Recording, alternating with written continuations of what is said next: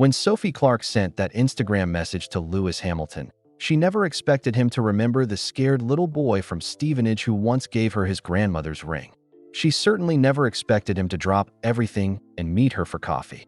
But what Sophie didn't know was that Lewis had been searching for something his entire racing career, something he'd lost 20 years ago when his family moved away from their childhood town. As the seven-time world champion sat in his Monaco cafe, staring at a message from his forgotten past, he was about to discover that some promises made by 9-year-old hearts are too powerful to break, even when they're forgotten. And Sophie? She was about to learn that the boy who once believed in impossible dreams had grown into a man willing to sacrifice everything for love. The Instagram message arrived at 3:47 p.m. on a cold Tuesday in London. Lewis Hamilton was sitting in his favorite corner booth at Cafe Nero near his Kensington home, scrolling through race data from last weekend's practice sessions at Silverstone. The British Grand Prix was just 2 weeks away, and he was studying every detail, every tenth of a second that might give him an edge. But when the notification popped up on his phone, everything else faded away. The message was from @SophiaClark_art. The profile picture showed a woman with soft brown eyes and auburn hair pulled back in a messy bun, holding a paintbrush covered in blue paint. Something about her face made Lewis's heart skip, though he couldn't place why. "Hi, Lewis," the message began. "I know this might seem strange after all these years, but I'm Sophie Clark. We went to school together at Peartree Spring Primary in Stevenage. I've been following your incredible career, and I'm so proud of everything you've achieved. I hope you remember me. We used to sit together during art class and talk about our big dreams. Mine was to become a painter, and yours was to race cars around the world. Looks like we both made it." Lewis stared at the screen, his coffee growing cold. Sophie Clark. The name hit him like lightning, bringing back memories he'd buried for 20 years. Sophie with the wild red curls and paint-stained fingers. Sophie who shared her crisps with him when he forgot his lunch money. Sophie who believed he could be a racing driver when other kids laughed at the black boy from Stevenage who dreamed too big. Sophie, his first love at age 9, that his hands shook slightly as he kept reading. "I'm reaching out because something wonderful has happened in my life, and I wanted to share it with someone who knew me when I was just a little girl with big dreams and messy hair. I'm getting married next month to a lovely man named David, and we're expecting our first baby in the spring. But before I start this new chapter, I realized there was something I never got to tell you properly when we were children." Lewis's heart pounded. What could she possibly want to tell him after 20 years? "I kept something that belonged to you all this time. Something you gave me on our last day of year 4, right before your dad moved you away to start karting more seriously. I think it's time I returned it to you. Would you be willing to meet for coffee sometime? I know you must be incredibly busy, but maybe when you're next in England?" The message ended simply. "I hope life has been kind to you. Your old friend, Sophie. P.S. I still have that drawing we made together of you winning your first race. You were wearing a bright red helmet, remember?" Lewis's breath caught. The red helmet drawing. He'd completely forgotten, but now it rushed back like a flood. He and Sophie had spent an entire lunch break during art class, carefully coloring. A picture of him standing on a winner's podium, trophy held high, wearing a shining red racing helmet. "One day, Lewis," she had whispered as they worked, "everyone will know your name. You'll be the best driver in the world." Now, 20 years later, she'd been right. But reading her message made him realize something was missing from his life. Despite all his success, all the trophies and championships, he felt strangely empty. Lewis looked around the busy cafe, suddenly feeling alone despite the crowd. He was Lewis Hamilton, 7-time world champion, one of the most famous athletes on the planet. He had everything a 9-year-old boy from Stevenage could have dreamed of.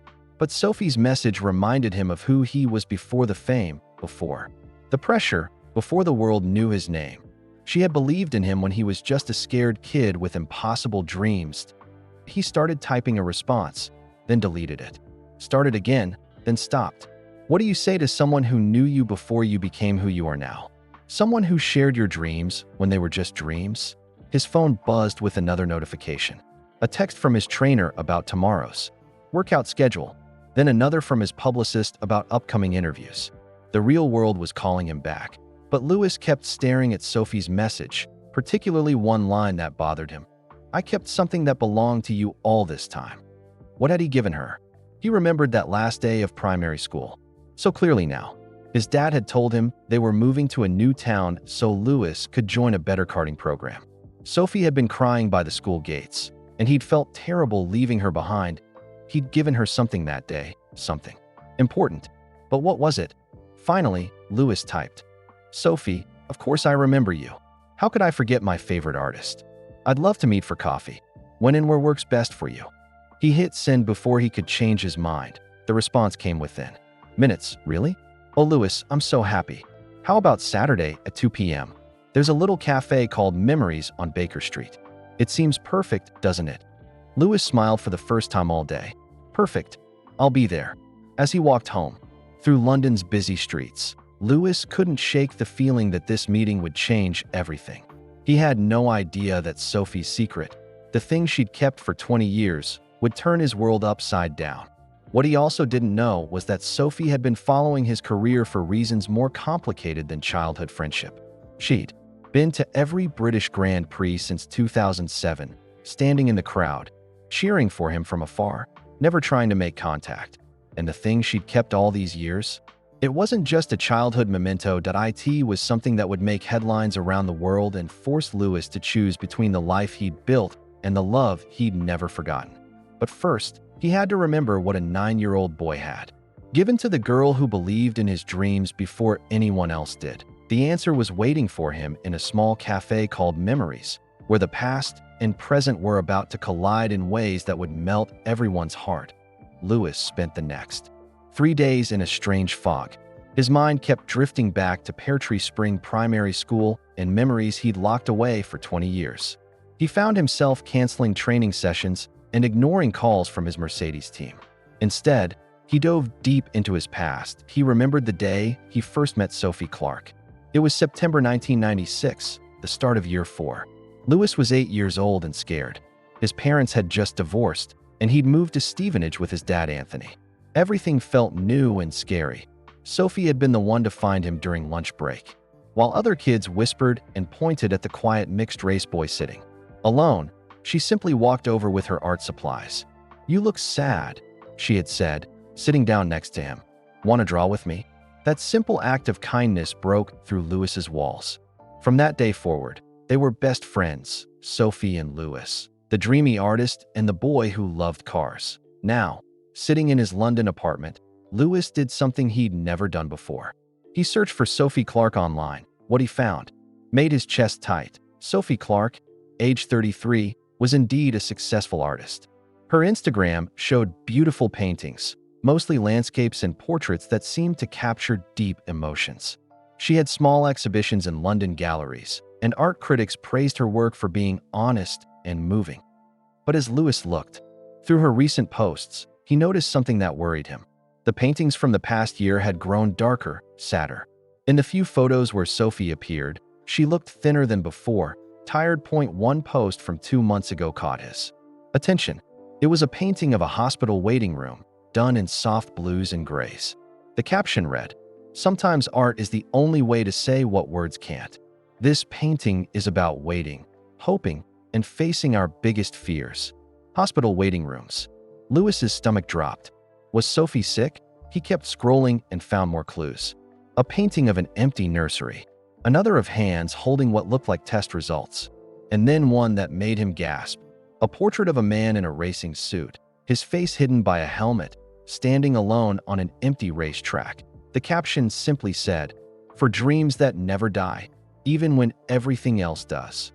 Louis stared at the painting for a long time. The figure in the racing suit looked exactly like him, down to his height and the way he held his helmet. But how could Sophie paint him so perfectly?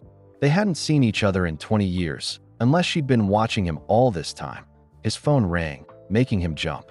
It was his dad, Anthony. "Louis, you sound different," Anthony said after they said hello. "Everything okay, son?" Louis hesitated. He and his dad were close, but there were things from his childhood they'd never really talked about. The loneliness after his parents split up, the mean comments he'd heard about his race at school, and Sophie. "Dad," Louis said slowly, "do you remember Sophie Clark from when we lived in Stevenage?" There was a long pause. "Sophie," Anthony said carefully. "The little girl with the red hair?" The one who used to come watch you race go-karts. She came. To my races? Louis was shocked. He had no memory of Sophie at the track. A few times, Anthony said. Her mom would bring her. She was always so excited to watch you race. She'd stand by the fence with this huge smile, cheering louder than anyone. You two were quite the pair back then. What happened to her after we moved? Louis asked, another pause. Son, I think there are some things from that time that your mother and I decided not to tell you. You were just a kid, and you had enough to worry about with racing and starting at a new school. Louis felt cold suddenly. What things, Dad? Maybe. We should talk about this when you're ready, Anthony said gently. But Louis, if Sophie has reached out to you, you should know that she cared about you very much. More than you probably knew at the time. After the call ended, Louis sat in his apartment feeling like he was solving a puzzle with missing pieces. Sophie had come to his races. She'd cared about him more than he knew. And now, 20 years later, she was reaching out just before, getting married, saying she had something that belonged to him. That night, Louis couldn't sleep. He kept thinking about that last day of year 4, the day his family moved away from Stevenage. He'd been so focused on saying goodbye to his racing friends that he'd barely had time for a proper goodbye with Sophie. He remembered finding her by the school gates after the final bell. She was crying hard. She'd pressed something small into his hand, a tiny wrapped package, and made him promise not to open it until he was far away. This is so you'll remember me, she'd whispered through her tears. And so you'll know that someone believed in you from the very beginning. But Louis had been 9 years old and upset about leaving everything behind. In all the chaos of moving house and starting a new school, he'd lost track of Sophie's gift. Or so he thought. Now he wondered, was that the thing Sophie had kept all these years? Had she somehow gotten it back? And if so, what was inside that small package that a 9-year-old girl had given to the boy she cared about? Louis looked at his phone. It was 2 a.m., but he couldn't stop thinking.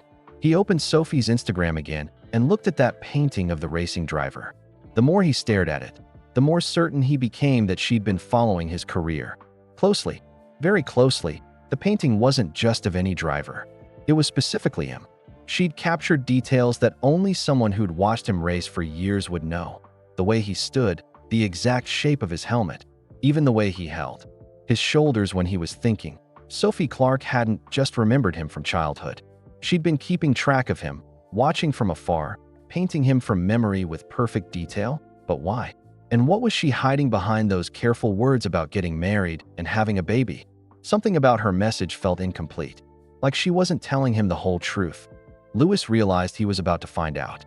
In 2 days, he'd be sitting across from Sophie Clark in a cafe called Memories, and she would finally tell him what she'd been keeping secret for 20 years. He just hoped he was ready for whatever truth was waiting for him, because deep in his heart, Louis was starting to suspect that this wasn't just about returning a childhood gift. This was about something much bigger, something that would change both their lives forever. The boy who dreamed of racing cars around the world was about to discover that some promises are too important to break, even after 20 years. Saturday arrived gray and rainy, typical London weather that matched Louis's nervous energy. He'd barely slept the night before at his flat. Every time he closed his eyes, he saw Sophie's 9-year-old face, tear-stained and sad as she pressed that mysterious package into his hands. The cafe called Memories sat between a used bookshop and a flower stand on Baker Street. Louis arrived 20 minutes early, partly from habit and partly because he couldn't wait any longer. The cafe was small and cozy, with old wooden chairs and walls covered in black and white photos of London from different decades. He picked a table by the window where he could watch for Sophie. His hands were shaking slightly as he ordered coffee, something that never happened before races, but somehow this felt more important than any championship. It's exactly 2 p.m. Louis saw her. Sophie Clark walked down Baker Street with the same gentle way of moving he remembered, though now she carried herself like a woman who'd lived through both happy and sad times. Her red hair was shorter now, cut in a neat style that framed her face beautifully. She wore a simple green dress and carried a large canvas bag that seemed heavy. Their eyes met through the cafe window, and Louis felt 20 years disappear instantly. Sophie's face lit up with the same warm smile he remembered, but there was something else there too, a sadness that seemed to live behind her eyes. Louis stood as she entered the cafe. And for a moment, they just looked at each other. Two childhood friends who'd become strangers. Louis, Sophie said softly, and then they were hugging, and it felt like coming home. You look exactly the same, Louis said as they sat down, which was both true and not true. Sophie was still beautiful, still had those kind eyes and gentle way of moving. But she was much thinner than in her photos, and there were lines around her eyes that spoke of worry and sleepless nights. You're such a liar, Sophie laughed, but her smile was real. You, on the other hand, look like you stepped out of a magazine. Being famous suits you. They ordered coffee and spent the first hour catching up on basic things. Sophie told him about her art career, her small flat in Notting Hill, her fiancé David who worked as a teacher. Louis talked about racing, traveling, the world, and the strange life of being famous. But underneath their polite talk, there was something deeper happening. Every few minutes, Sophie would touch the canvas bag beside her chair, and Louis would catch her looking at him with an expression he couldn't understand. Finally, as they finished their second cup of coffee, Sophie took a deep breath. Louis, I need to tell you the real reason I asked you here, she said, her voice suddenly serious. It's not just about catching up or returning something from when we were kids. There's something else. Something I've been carrying for 20 years. Louis felt his heart beat faster. What is it, Sophie? Sophie reached into her canvas bag and pulled out a small wooden box, the kind that might hold jewelry. It was old and worn, with a child's drawing taped to the top, a picture of two stick figures holding hands under a rainbow. Do you remember this drawing? Sophie asked. Louis looked closer and felt his breath catch. It was the picture they'd drawn together during their last art class, a week before he moved away. He'd drawn himself as a race car driver, and Sophie had drawn herself as an artist. They'd put themselves together under a rainbow, because Sophie said rainbows meant hope and new beginnings. I can't believe you kept this, Louis whispered. I kept more than that, Sophie said, her voice barely heard above the cafe noise. Louis, do you remember what you gave me on your last day at school? I remember giving you something, but I lost it when we moved. I was so upset about that for years. Sophie's eyes filled with tears. You didn't lose it. I took it back. Louis stared at her, confused. What do you mean? You gave me a friendship ring, Sophie said, the words coming out in a rush. It was your Nan's ring, the one your mom had given you to keep safe. You said you wanted me to have it, so I'd know you'd always be my friend. The memory hit Louis. Like a wave. The ring. His grandmother's small silver ring with a tiny heart-shaped stone. His mother Carmen had given it to him after his Nan died, telling him to keep it safe for someone special. At 9 years old, Louis had thought Sophie was the most special person in the world. But you were 9, Louis, Sophie continued, tears now flowing freely. And I was 8. And when your mom found out what you'd done, she was worried. Not angry at you, but worried about what it meant. She came to my house that night and explained that the ring was very special to your family, that you didn't really understand what giving it away meant. Louis felt the world spinning around him. She took it back. She asked me to give it back, and I did. But she also asked me to do something else. Sophie opened the wooden box with shaking hands. Inside, wrapped in old tissue paper, was an envelope. The handwriting was a child's, careful and slow. She asked me to give you this instead. She said it was from you, but that you were too young to understand what it really meant. She said to give it to you when we were both grown up, when we could understand what real friendship meant. Sophie handed him the envelope with trembling hands. It was addressed to Sophie Clark in his 9-year-old handwriting, but there was also adult writing in the corner, his mother's neat script that read, "To be opened when you're both ready to understand." Louis stared at the envelope, his heart pounding. I don't remember writing this. You did, Sophie whispered. The day before you moved. Your mom helped you with the big words, but the feelings were all yours. She said it was important that I keep it safe, because someday you might need to remember what it felt like to care about someone with your whole heart. Louis's hands were shaking as he looked at the envelope. 20 years of wondering, 20 years of feeling like something was missing, and here it was. A letter from his 9-year-old self to his first friend. Sophie, he said quietly, why are you giving this to me now? You said you're getting married, that you're having a baby. Sophie's tears came harder now, and she pressed her hand to her stomach. Because there isn't going to be a baby, Louis. And there isn't going to be a wedding. Louis felt everything stop. "What? I'm sick," Sophie whispered. "I have been for months. The doctors say, they say I don't have very long. And I realized that I couldn't leave this world without giving you back what was always yours. Not just the letter, but the truth about why I never forgot you. Why I followed your career all these years. Why I painted that picture of you on the empty racetrack." Louis stared at her, unable to understand what she was saying. Sophie was dying. Sophie, who had believed in him when no one else did, who had kept his childhood letter for 20 years, who had painted him from memory with perfect detail. "Read the letter, Louis," Sophie said softly. "Read what you wrote to me when we were kids. Because I need you to understand something before I tell you the rest of what I've been keeping secret." With trembling hands, Louis opened the envelope and began to read the words his 9-year-old self had written to the girl he cared about most. And what he read would change everything he thought he knew about love, about friendship, and about the power of promises made by a child's heart. But first, he had to face the truth that Sophie Clark was dying, and that somehow, in some impossible way, she had loved him from a distance for 20 years. That Louis's 9-year-old handwriting was shaky but careful across the page. As he read, he could hear his younger self's voice in every word. "Dear Sophie, Mom says I should write this letter because sometimes grown-ups need to read what kids really think.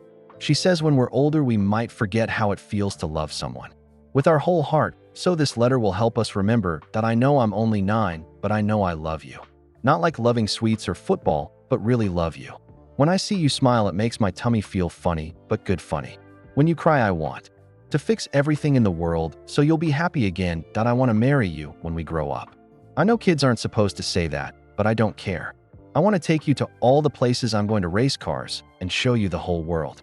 I want to buy you a house with a big room where you can paint every day.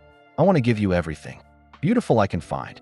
Mom says maybe we'll meet other people and love them too, and that's okay. But she also says that first love is special, and sometimes it stays in your heart forever even if you can't be together.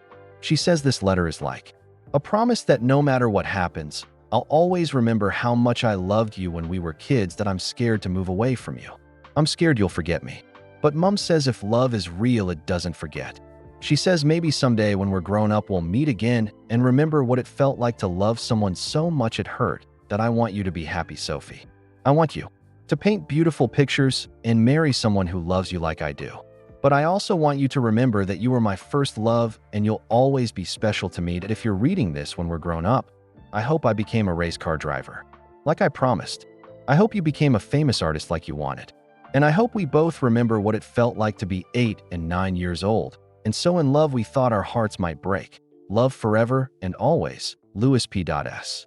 Mom says to tell you that the ring I gave you was my promise, that I meant every word. Even if you had to give it back, the promise still counts." Louis finished reading and looked up to find Sophie watching him with tears streaming down her face. The cafe around them had faded away, and all that existed was this moment, this letter, and the weight of 20 years of wondering. "I can't believe I wrote this," Louis whispered, his own eyes filling with tears. "Your mom helped you with some of the bigger words," Sophie said softly. "But every feeling in that letter was yours. I could tell. Even at 8 years old, I knew. You meant every word." Louis carefully folded the letter and looked at Sophie, really looked at her. The pale skin, the way she kept touching her stomach, the tiredness in her eyes that he'd mistaken for sadness. "Sophie, tell me about the doctors. Tell me what's really happening." Sophie took a shaky breath. "Cancer. In my pancreas. They found it 2 months ago, but it had already spread. The doctors say I have maybe 4 months left, probably less." The words hit Louis like a punch to the chest. No, that can't be right. There has to be treatments, other doctors, new medicines." "Louis," Sophie said gently, reaching across the table to take his hand. "I've tried everything. The best doctors in London, new treatments, everything. But some fights you can't win, no matter how much you want to." Louis stared down at their joined hands, his dark skin against her pale, thin fingers. "What about David? Your fiancé?" Sophie's face crumpled. "I broke up with him last month. I couldn't ask him to watch me die. He's a good man, but he's not the love of my life. He never was." "Then who is?" Louis asked, though part of him already knew the answer. Sophie squeezed his hand tighter. That's the other secret I've been keeping, Lewis. The reason I followed your career all these years, why I painted you from memory, why I never threw away that childhood drawing." She paused, gathering courage. "I never stopped loving you. Not the way kids love, but real love. Grown-up love. I dated other people. I tried to move on. I even said yes when David asked me to marry him because I thought I should settle down. But every time you won a race, every time I saw you on TV holding a trophy, I remembered that little boy who promised to show me the world. And I realized that you'd been showing me the world all along, just from far away." Lewis felt his heart breaking and flying at the same time. "Sophie, I know it's crazy," she continued quickly. "I know we're basically strangers now. I know you have a whole life, probably someone you love, a future all planned out. But I'm dying, Lewis, and I couldn't die without telling you that. You were right in that letter. First, love doesn't forget. It just waits." Lewis was quiet for a long moment, thinking about everything. Then he did something that surprised them both. He laughed, not meanly, but with the kind of joy that comes from finally understanding something that's been puzzling you for years. "What's so funny?" Sophie asked, confused. "I've been searching for something my whole life," Lewis said, still holding her hand. "In every relationship, every person I've dated, I've been looking for something I couldn't name. A feeling I remembered but couldn't place. And now I know what it was." He looked directly into her eyes. "I was looking for you, Sophie. I was looking for the way you made me feel when I was 9 years old and thought love could fix anything." Sophie's breath caught. "Lewis, what are you saying?" "I'm saying that letter was right. I'm saying that maybe some promises are too important to break, even when they're made by children. I'm saying that I want to spend whatever time you have left showing you that I kept my word." "What word?" Lewis smiled, and for the first time in years, it felt like his heart was exactly where it belonged. "I promised to show you the world, didn't I? I promised to give you everything beautiful I could find. Well, I've got 4 months to make good on a 20-year-old promise." Sophie stared at him in shock. "You can't be serious. You have a career, responsibilities, a life. I have a life I built on the foundation of a dream you believed in before anyone else did," Lewis said firmly. "I have success that started with a little girl who thought I could do anything. And now that little girl is sick, and she needs me." He brought her hand to his lips and kissed it gently. "Sophie Clark, will you let me love you the way I should have been loving you all along?" Before Sophie could answer, Lewis's phone buzzed loudly on the table. It was a text from his team boss, marked urgent. "Lewis, we need to talk immediately. There's been a major development with your contract for next season. Call me now." Lewis glanced at the message, then turned his phone face down on the table without responding. "Aren't you going to answer that?" Sophie asked. "It can wait," Lewis said. "Right now, there's nowhere else I'd rather be." But what Lewis didn't know was that the message on his phone was about to change everything. His racing career, his future, and the precious time he thought he had with Sophie were all about to be turned upside down by news that would make their reunion both a miracle and a heartbreak. The biggest secret of all was still waiting to be revealed. Within hours of Lewis and Sophie leaving the cafe together, the world began to take notice. A photographer from a celebrity magazine had spotted them through the window. Lewis Hamilton, 7-time world champion, holding hands with a woman no one knew, both of them crying. The photos hit social media that evening with headlines like, "Lewis Hamilton's mystery woman," and his F1's biggest star finally in love. But for Lewis and Sophie, the outside world had stopped existing. They spent the rest of Saturday walking through London together, talking about everything and nothing. Lewis had taken Sophie to dinner at a small Italian restaurant in Covent Garden, the kind of place where they could sit in a corner booth and pretend they were just a normal couple catching up after 20 years. "Tell me about your paintings," Lewis said over pasta. "I looked at your Instagram. They're amazing, Sophie." Sophie blushed, picking at her food.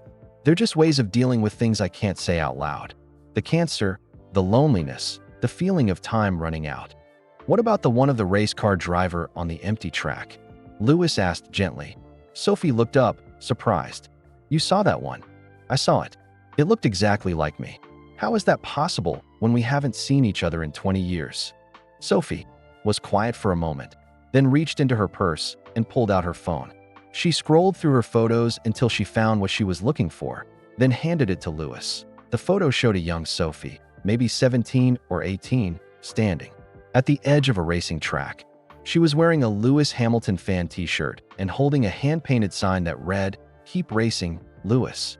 Your Stevenage friend believes in you." Lewis stared at the photo in shock. "You came to my races?" "Not just one," Sophie admitted quietly. "I went to Silverstone every year you raced there. I never tried to meet you or anything. I knew you were busy, and I didn't want to bother you. But I needed to be there. I needed to see you living the dream we talked about when we were kids." She scrolled to another photo. This one showed Sophie at what looked like a watch party, surrounded by friends, all of them cheering at a TV screen, showing Lewis crossing the finish line. "This was when you won your first championship in 2008, Sophie said. "I threw a party. I made a cake. I cried when they played the British national anthem. My friends thought I was crazy for caring so much about someone I'd never really met. But you had met me," Lewis said softly. "Exactly. I kept trying to explain that I knew you before you were Lewis Hamilton, the Formula One driver.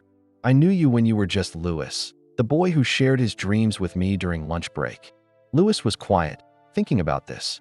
Sophie had been following his career not as a fan, but as someone who had loved him before the world knew his name. She had been cheering for him from far away for 15 years, never asking for anything back. "Why didn't you ever reach out?" he asked Sophie's smile was sad. "What would I have said? Hi, remember me from when we were 8? I know you're busy being famous, but I still think about you every day." It seemed silly. You had this amazing life, and I was just a struggling artist in London. I didn't want to make things complicated. For you.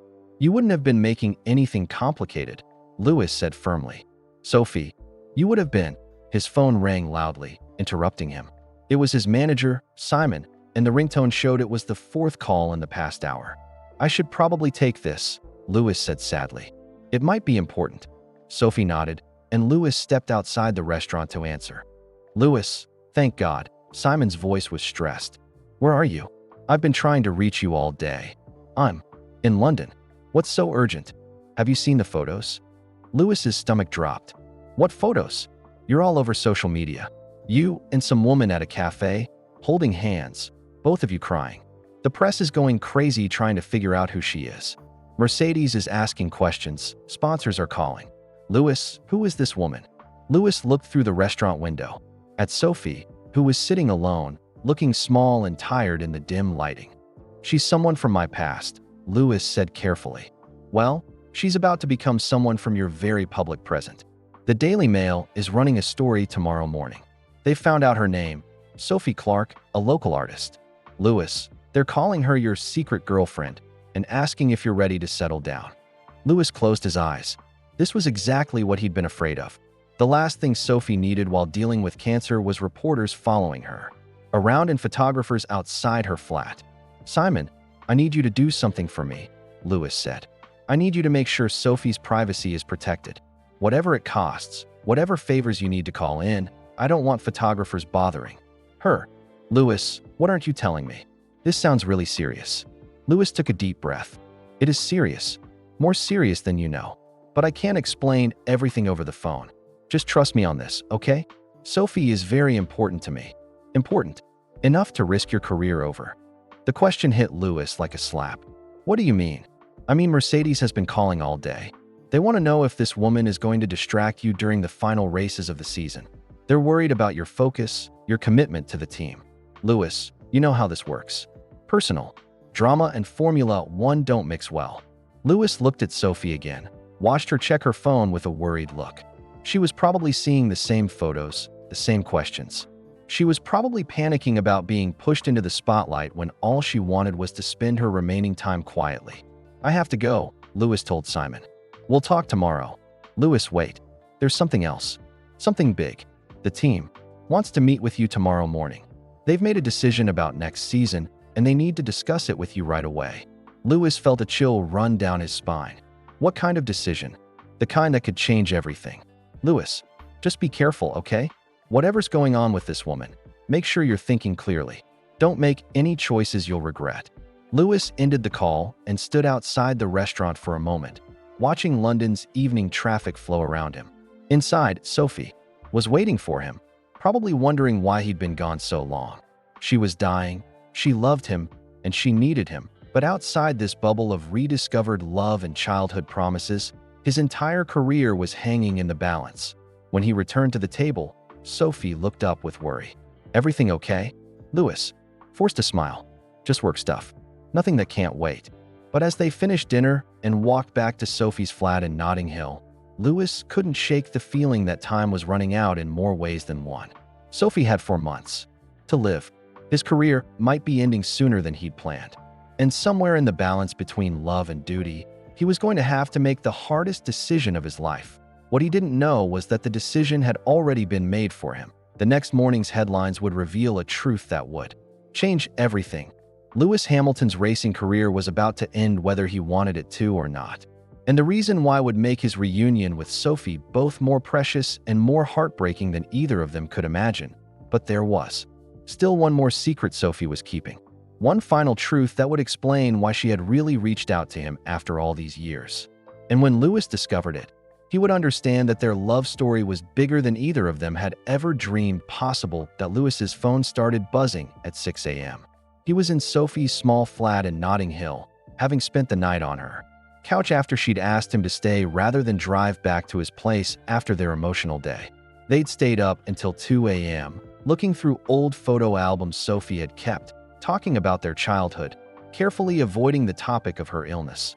Now, as his phone lit up with call after call, Louis realized their peaceful bubble was about to burst. The first call was from his father, Anthony. "Louis, son, have you seen the morning papers?" Louis rubbed his eyes, still sleepy. "No, Dad. What's wrong?" "The Daily Mail has a full story about you and Sophie. But that's not the worst part. They found out about her cancer, Louis. They know she's dying." Louis sat up quickly, his heart racing. How could they possibly know that? Someone at the hospital must have talked. The headline reads, "Lewis Hamilton's childhood sweetheart is dying. Is this why he's ready to give up racing?" Louis felt sick. "Dad, I never said anything about giving up racing." "I know you didn't, son. But the papers are making up their own stories. They're saying you're planning to retire early to spend time with Sophie. Mercedes is not happy." Louis looked towards Sophie's bedroom door, which was still closed. She was probably still sleeping, having no idea that her private medical information was now public knowledge. "Louis," his father continued gently, "I need to ask you something. Is this really Sophie Clark from Stevenage?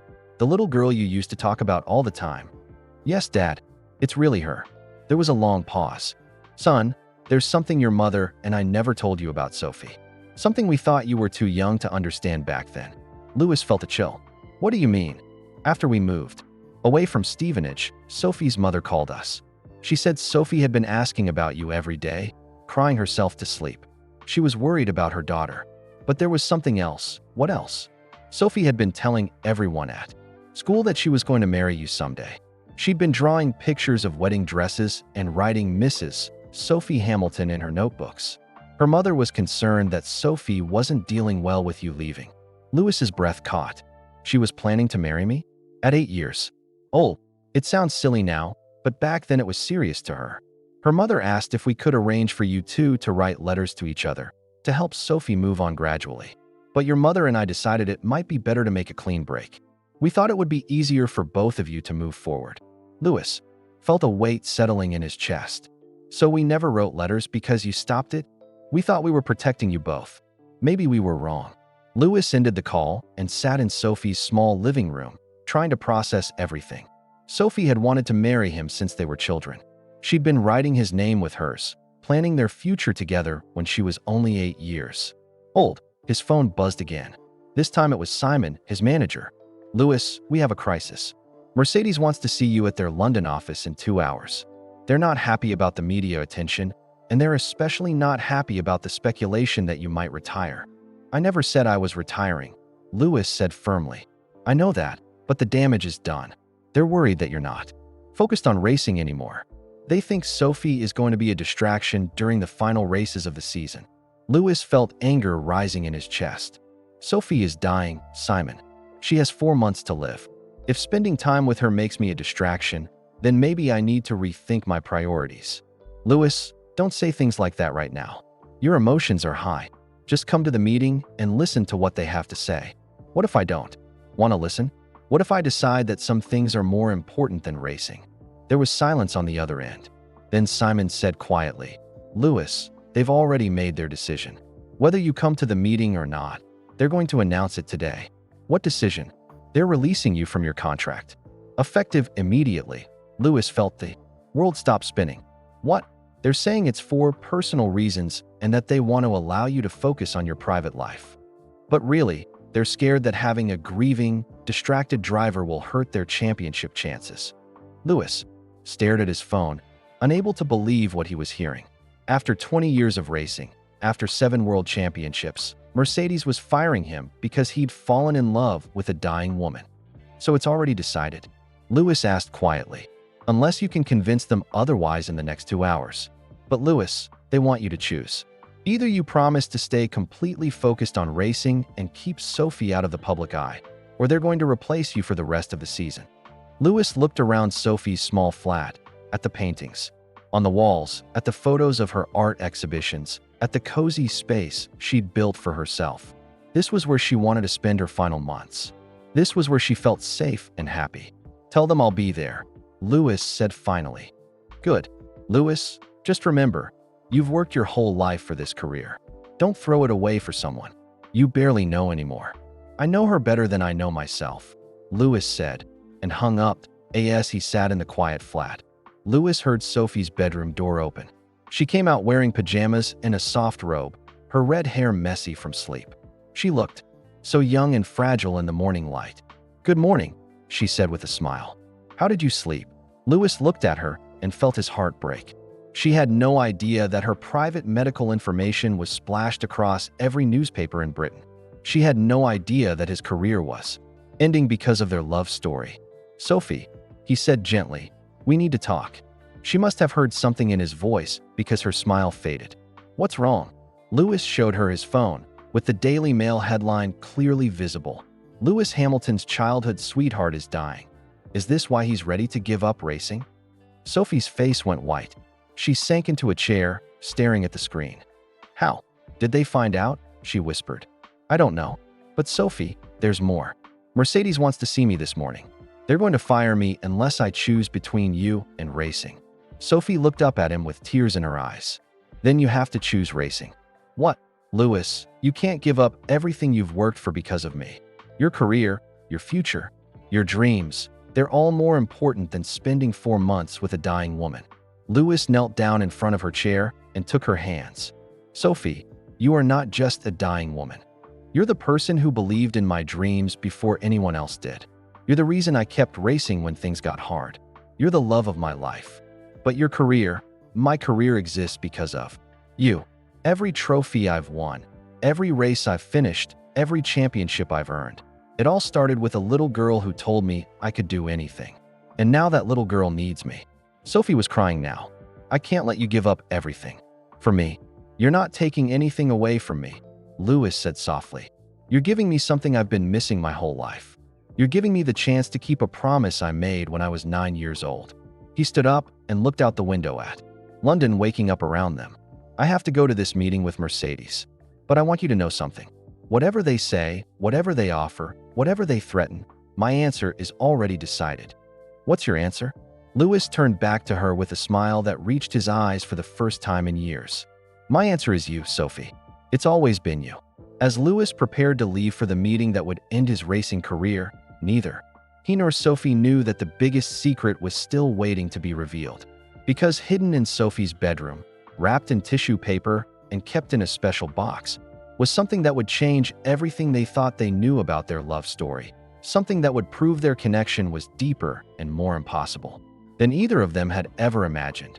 The Mercedes headquarters in London felt cold and unwelcoming as Lewis walked through the glass doors.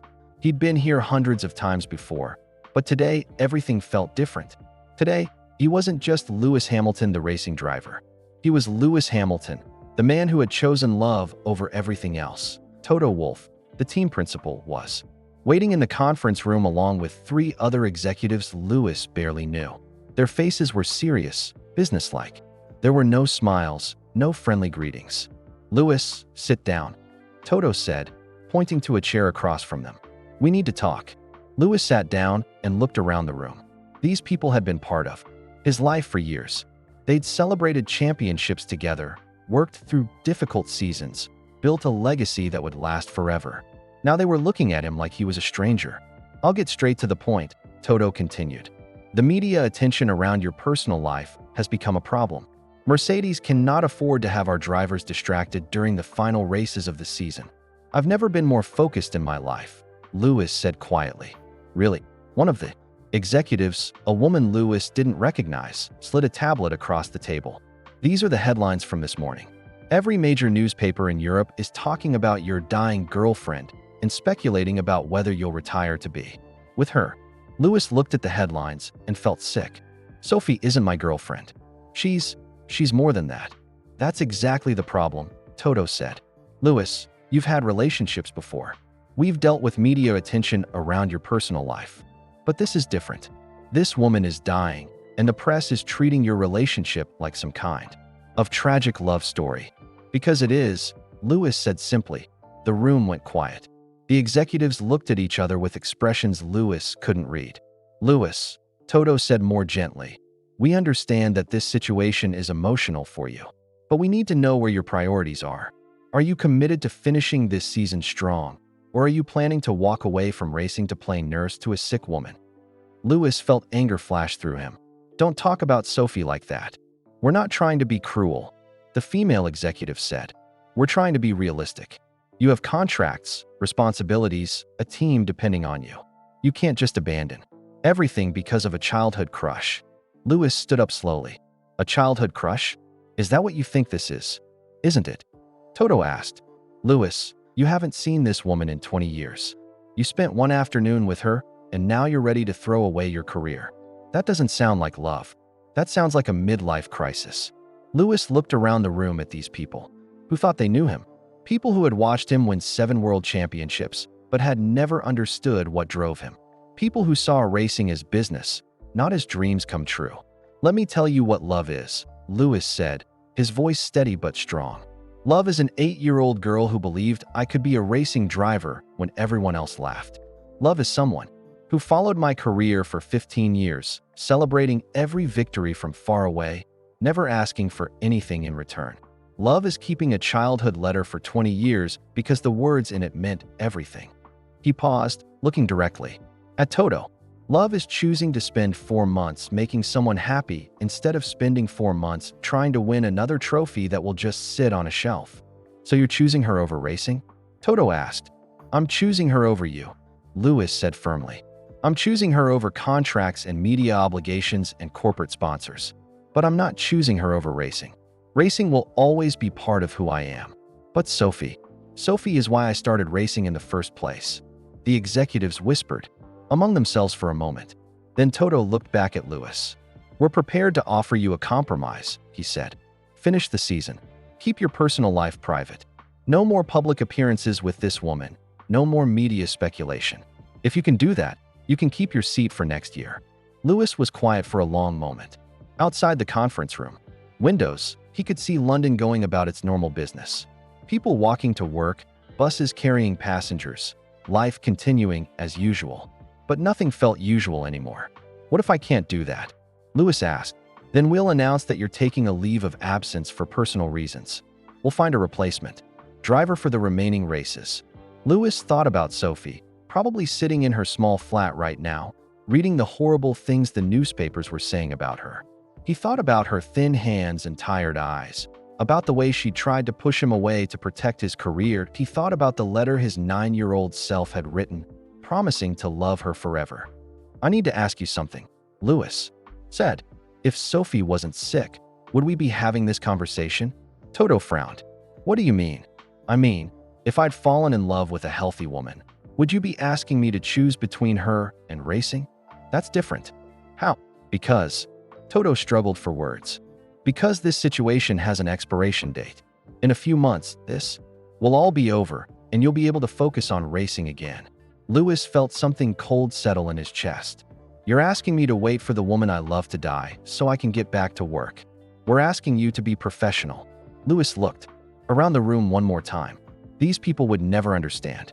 To them, Sophie was just a distraction, a problem to be managed. They couldn't see that she was the reason everything else mattered. "I have my answer," Louis said, standing up. "And what's that?" Louis smiled, thinking about Sophie waiting for him at home. "I quit." The room erupted in surprised voices, but Louis was already walking toward the door. "Louis, wait," Toto called after him. "You're making a mistake. You're throwing away everything you've worked for." Louis turned back one last time. "No," he said quietly. "I'm finally figuring out what's worth working for." As Louis left the Mercedes building for the last time, his phone was already buzzing with messages. Word was spreading that he'd walked away from his racing contract. The media would go crazy. His fans would be shocked. The racing world would be turned upside down. But all Louis could think about was getting back to Sophie, holding her hand, and telling her that he'd kept his promise. He'd chosen love over everything else, just like his 9-year-old self had promised he would. What he didn't know was that when he got back to Sophie's flat, she would finally show him the biggest secret she'd been keeping. And that secret would prove that their love story was more than just childhood sweethearts reuniting, that it would prove that some connections are written in the stars themselves. That Louis's hands were shaking as he put his key in Sophie's front door. The morning's events felt like a dream. Walking away from Mercedes, ending his racing career, choosing love over everything he'd worked for his entire life. But as soon as he stepped inside the small flat, he knew he'd made the right choice. Sophie was sitting on her couch, wrapped in a soft blanket, looking through a photo album. When she saw him, her face lit up with relief. "How did it go?" she asked, though her worried expression suggested she already knew. "I quit," Louis said simply. Sitting down next to her, Sophie's eyes went wide. "Louis, no. You can't have quit. You can't throw away your whole career for me." "I didn't throw it away," Louis said, taking her hand. "I traded it for something better. But racing is your life. It's everything you've dreamed of since you were a little boy." Louis smiled and kissed her forehead gently. "Racing was my dream when I was a little boy, but my dream now is spending every day I can with you." Sophie started crying, but this time they were happy tears. "I can't believe you did that for me." "I didn't do it for you," Louis said.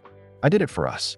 For the 9-year-old boy who promised to love you forever, and for the man who finally gets to keep that promise." They sat together quietly for a moment, holding each other. Then Sophie pulled away and looked at him with an expression he'd never seen before, nervous, excited, scared all at once. "Louis, there's something else I need to show you. Something I've been keeping secret even longer than the letter." She stood up slowly and walked to her bedroom. Louis could hear her moving things around, opening drawers. When she came back, she was carrying a small wooden box, different from the one that had held his letter. This box was older, more worn, with what looked like a child's artwork carved into the lid. "Before I show you this," Sophie said, sitting back down, "I need to tell you a story about something that happened when we were kids that you might not remember." Louis nodded, watching her carefully. "Do you remember the day you gave me your grandmother's ring? It was a Friday the week before you moved away." "I remember giving you the ring," Louis said, "but I don't remember much else about that day." Sophie opened the wooden box with trembling fingers. Inside, wrapped in faded tissue paper, was a small object Louis couldn't quite see. "That morning, before school, I had woken up from the strangest dream," Sophie continued. "I dreamed that you and I were grown up, and you were a famous race car driver, and I was an artist. In the dream, you were standing on a podium holding a trophy, and you looked out into the crowd and found me. And when our eyes met, you said something that made me wake up crying." "What did I say?" "You said, 'I kept my promise, Sophie. I love you forever.'" Louis felt chills run down his arms. "That's almost exactly what I said to you yesterday." "I know," Sophie whispered. "But Louis, that's not the strange part. The strange part is what I found under my pillow when I woke up." She unwrapped the tissue paper, and Louis gasped. Inside was his grandmother's ring. The same silver ring with the tiny heart-shaped diamond that he'd given to Sophie, that his mother had asked her to return, that should have been back with his family for 20 years. "Sophie," Louis said, staring at the ring, "how is this possible? You gave this back to my mother." "I did give it back," Sophie said, her voice barely audible. "I handed it to your mother that night, and she put it in her purse. I watched her do it. But the next morning, it was under my pillow. Like magic." Louis took the ring from her hands. It was exactly as he remembered it, his grandmother's simple silver band with the tiny diamond that caught the light. But how could it be here? Did you tell anyone about finding it again? Louis asked. I tried to. I called your house that Saturday morning, but your father said you'd already left for your new town. I asked to speak to your mother, but he said she was too busy packing to talk. I tried calling again on Sunday, but no one answered. Sophie pulled out another item from the box, a small notebook with a child's handwriting. So I decided to keep it safe until I could return it to you someday. And I wrote down everything I could remember about that strange dream and finding the ring. Look at this. She opened the notebook to a page dated 20 years ago. In careful 8-year-old handwriting, Sophie had written, "Dream about Louis. Friday night before he moves away. In the dream, Louis is a famous race car driver and I am an artist. He wins a big race and says, 'I kept my promise, Sophie. I love you forever.' Ring appeared under my pillow when I woke up. Don't know how. We'll keep it safe for Louis until he comes back for me." Louis stared at the words, written in a child's careful script 20 years ago. "Sophie, this is impossible." "I know it sounds crazy," Sophie said quickly. "But Louis, there's more. Look at the next page." Louis turned the page and found another entry, this one from a week later. Had the same dream again. This time I saw Louis's face more clearly. He looked older, maybe 30-something. He was wearing a red racing suit and a red helmet. He won the race and held up a trophy. The crowd was cheering so loud. When he found me in the crowd, he pointed at me and mouthed the words, "I love you, Sophie Clark." I woke up crying again. Louis felt the room spinning around him. "Sophie, you described my Mercedes racing suit. You described my helmet. You even got my age right. I had that dream, or versions of it, almost every year on the anniversary of the day you moved away. Always the same basic dream. You as a famous driver, me watching from the crowd, you saying you kept your promise to love me forever." She flipped through more pages of the notebook. Page after page of dream entries, spanning years, all describing Louis's future career with impossible accuracy. Dream. Louis wins his first big championship. He's driving for a team with a silver car. He cries when they play the British anthem. Dream.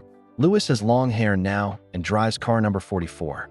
He wins a race in the rain and dedicates it to his grandmother in heaven. Dream. Louis speaks out about important causes and tries to make the world better. He's not just a driver anymore. He's a leader. Louis looked up at Sophie with wonder and confusion. "How could you know all this? How could you dream my entire future?" Sophie's eyes filled with tears. "I don't know, Louis. I've never understood it. But every dream ended the same way, with you finding me in the crowd and saying you kept your promise to love me forever." Louis held the ring up to the light, watching the tiny diamond sparkle. 20 years ago, a 9-year-old girl had found this ring under her pillow after giving it back. 20 years ago, she'd started having dreams about his exact future. And now, 20 years later, he was sitting here with her, having just walked away from racing to keep a promise he'd made as a child. "Sophie," he said quietly, "do you think we were meant to find each other again?" "I think," Sophie said, taking his hand, "that some love stories are bigger than the people living them. I think maybe the universe knew we belonged together, even when we were too young to understand what that meant." Louis slipped his grandmother's ring onto Sophie's finger. It fit perfectly, just like it had 20 years ago. "Then I guess I better make this official," he said, getting down on one knee beside the couch. "Louis, what are you doing?" "Sophie Clark," Louis said, his voice strong and sure. "I promised to love you forever when I was 9 years old. I want to keep that promise for whatever time we have left. Will you marry me?" Through her tears, Sophie whispered the word that would change everything. Yes. But even as they held each other, celebrating their engagement, neither of them knew that the biggest miracle was still coming. Because sometimes, when love is strong enough to move mountains, it's also strong enough to move heaven and earth. The news of Lewis Hamilton's engagement to his childhood sweetheart spread around the world faster than any race car. Within hours of their private moment in Sophie's flat, photographers were camping outside her building. News crews from every major network wanted interviews.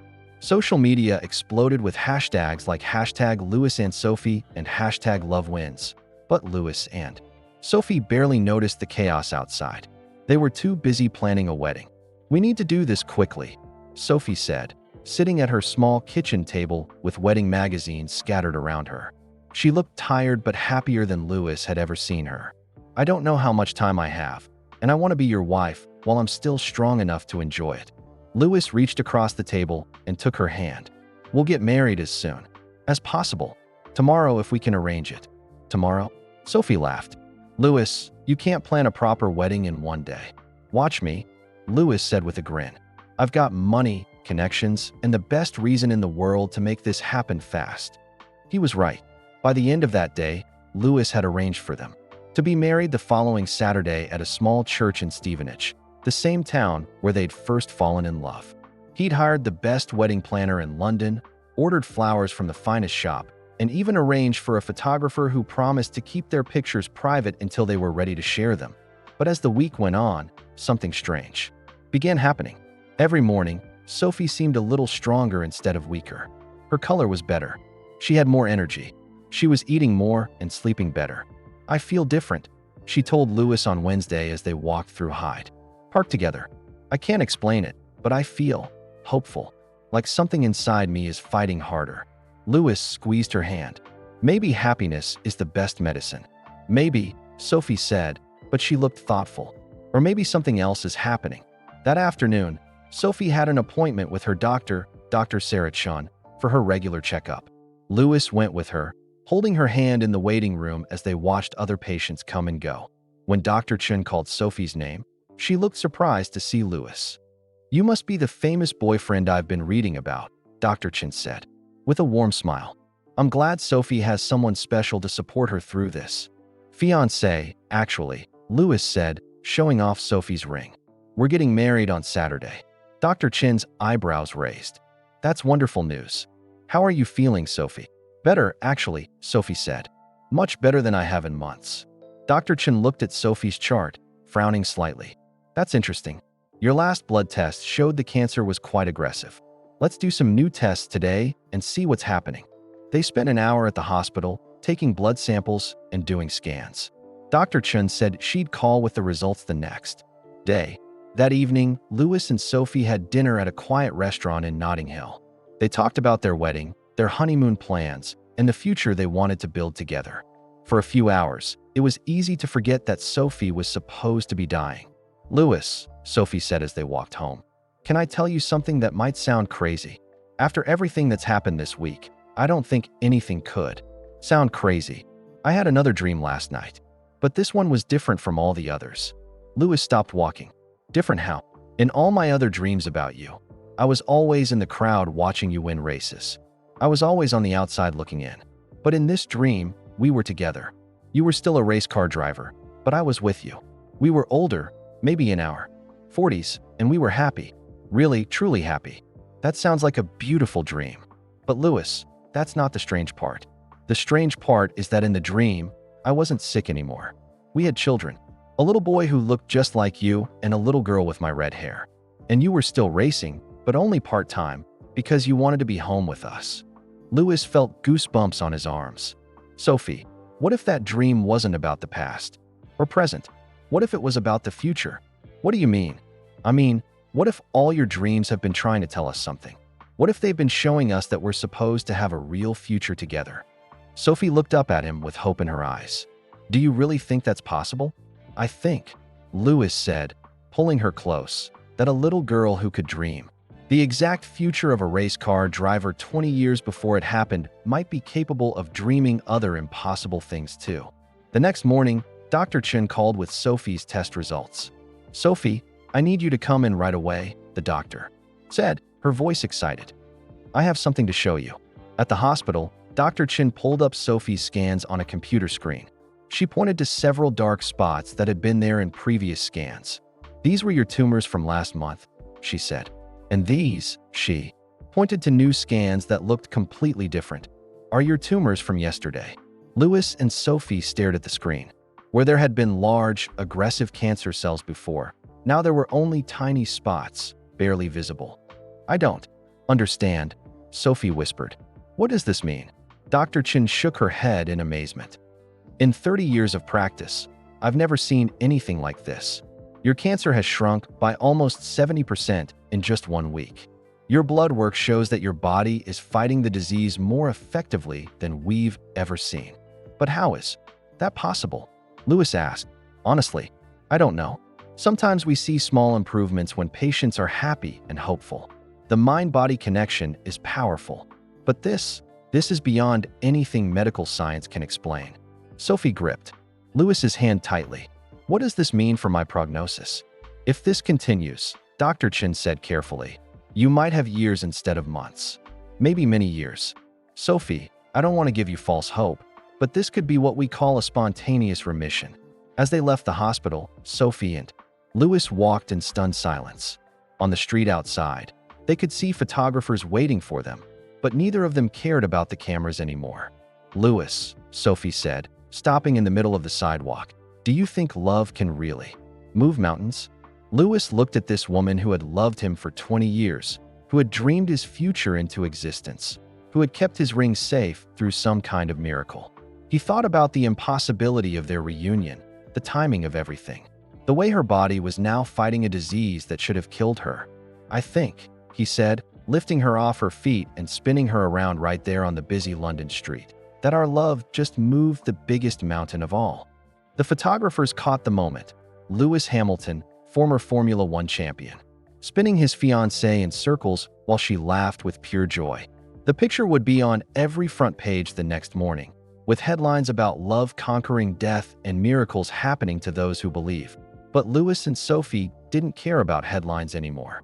They were too busy planning a wedding that would celebrate not just their love, but the miracle that was giving them a lifetime to enjoy it. As they walked home hand in hand, Sophie whispered, I think I need to start having new dreams.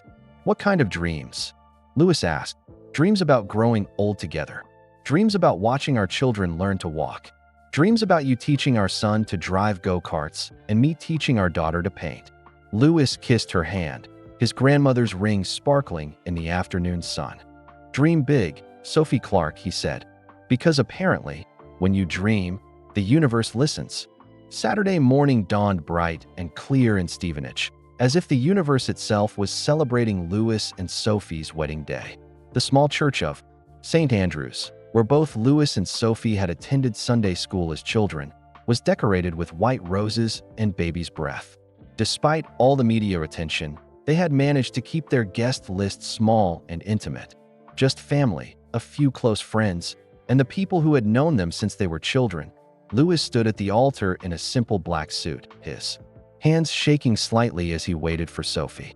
His father Anthony was beside him as best man, tears already forming in his eyes. Carmen, Lewis's mother, sat in the front row, holding tissues and smiling through her own tears. You sure about this, son? Anthony whispered with a grin.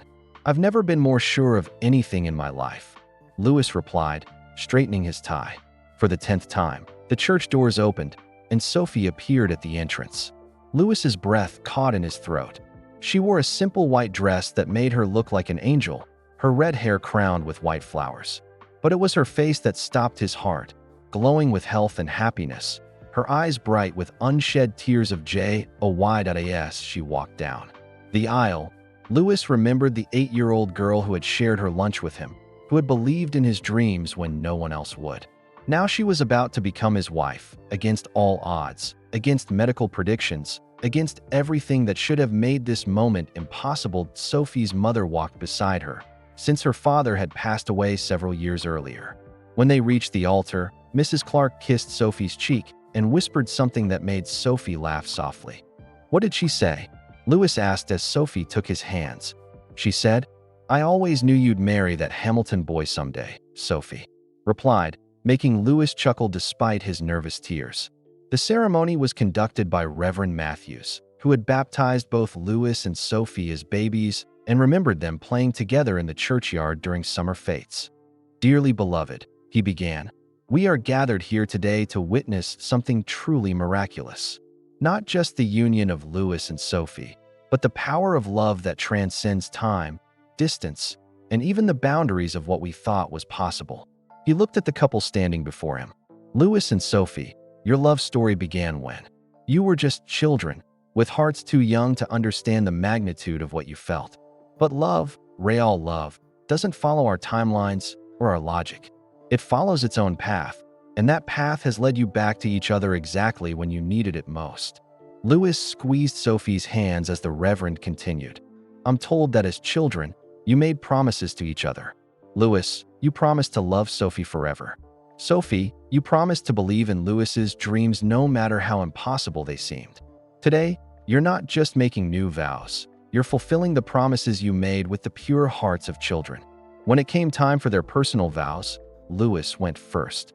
Sophie, he began, his voice strong despite his emotions. 20 years ago, I gave you a ring and promised to love you forever. I was 9 years old, and everyone thought it was just kid stuff. But I knew, even then, that what I felt for you was real. You believed in me when I was just a scared little boy with impossible dreams.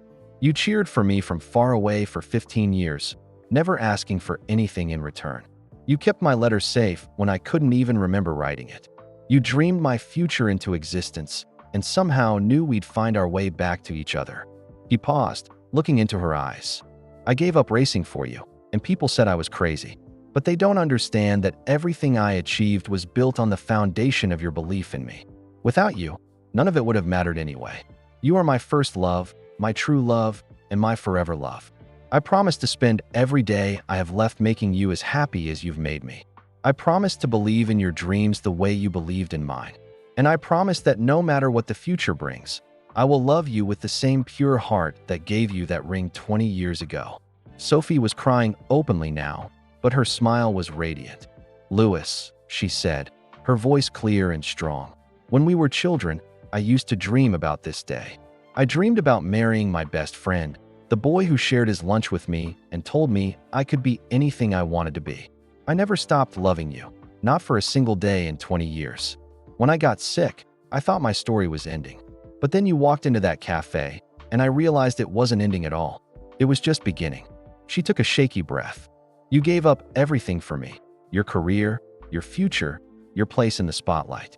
You chose love over fame, and that choice saved my life in more ways than one. The doctors say my cancer is shrinking, that I might have years instead of months. I believe that's because love really can move mountains, and our love moved the biggest mountain of all. I promise to love you with my whole heart for however long we have, whether it's 4 months or 40 years. I promise to dream new dreams with you, dreams of growing old together, of raising children who know what real love looks like. And I promise that in whatever life comes after this one, I'll find you again, just like I found you in this one. When Reverend Matthews pronounced them husband and wife, the small church erupted in cheers and tears. Louis kissed Sophie softly, tasting salt from both their tears, and for a moment the rest of the world disappeared as they walked back down the aisle together. Louis noticed something he hadn't seen before. In the last pew, wearing dark sunglasses and trying to be inconspicuous, sat Toto Wolff from Mercedes. Their eyes met, and Toto nodded with what looked like respect before slipping out the back door. The reception was held in the church hall, with Sophie's paintings displayed on the walls and photos from Louis's racing career mixed in with childhood. Pictures of them both. The cake was decorated with 2 figures, a race car driver and an artist holding hands under a rainbow, just like the drawing they'd made in school. During the father-daughter dance, Mrs. Clark danced with Louis while Anthony danced with Sophie. As the music played, Mrs. Clark whispered to Louis, "You know, she never stopped talking about you. Even when she was dating other people, she'd always compare them to her Louis. I think part of me always knew this day would come." Even when she got sick, Louis asked Mrs. Clark smiled, "Especially when she got sick. That's when I knew for sure that if there was any magic left in the world, it would bring you back to her." Later, as Louis and Sophie danced to their first song as husband and wife, "Can't Help Myself" by the Four Tops, the same song that had been playing in the cafe when they first met again, Sophie looked up at him with wonder. "Louis, do you think we'll really have years together?" "I think," Louis said, spinning her gently, "that we'll have exactly as much time as we're supposed to have. And whether that's 4 months or 40 years, we're going to make every single day count." As the evening wound down, Louis and Sophie stood outside the church, looking up at the stars. Tomorrow they would fly to a small island in the Caribbean for their honeymoon. Next month, Sophie would start a new experimental treatment that her doctors were suddenly optimistic about. In the spring, Lewis was thinking about returning to racing part-time, maybe in a smaller series where he could be home more often. But tonight, they were just Lewis and Sophie Hamilton, two kids from Stevenage who had found their way back to each other against impossible odds. "Lewis," Sophie said, leaning against him, "I want to tell you about my dream last night. Another prophetic dream. Maybe. I dreamed we were old, maybe 70, sitting on a porch somewhere warm.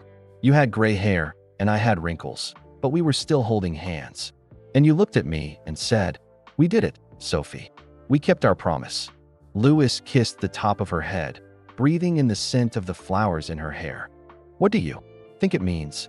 Sophie smiled up at him, her face glowing in the starlight. "I think it means we're going to have our happily ever after, Lewis Hamilton. All of it. The whole beautiful, impossible, miraculous story." As they walked to their car, hand in hand, photographers captured the moment from a respectful distance. The pictures would run in newspapers around the world the next day, showing a couple so obviously in love that even cynics found themselves believing in fairy tales again. The headline in the Times would read, "Love conquers all. Hamilton and Clark begin their forever." And for once, the media got it exactly right. Where are you listening from today? We'd love to hear from our amazing listeners around the world. If this story touched your heart, please give this video a thumbs up. It really helps us reach more people with these inspiring tales. Don't forget to subscribe to our channel and hit that notification bell so you never miss our latest heartwarming stories. We share incredible real-life moments like this one every week. Stories that remind us of the power of love, hope, and human connection. Most importantly, please share this video with your friends and family. In a world that can sometimes feel divided, stories like Lewis and Sophie's remind us that love, kindness, and believing in each other can create real miracles. Help us spread that message of hope and awareness by sharing this story with someone who needs to hear it today. Thank you for listening, and remember, your own love story might be just one message away from changing everything. Until next time, keep believing in the impossible.